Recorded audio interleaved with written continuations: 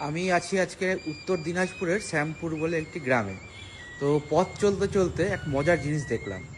একজন মজার লোকের সঙ্গে আলাপ হলো।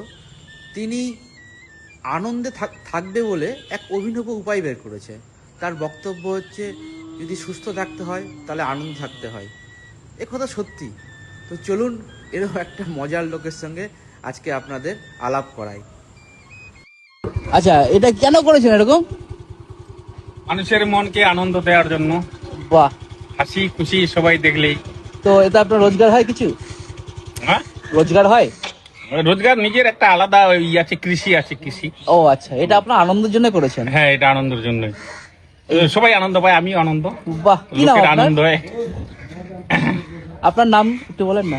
আমার নাম চিত্ত সিং, 9 নম্বর গৌরী অঞ্চল, শ্যামপুর, ইটালবাড়ি।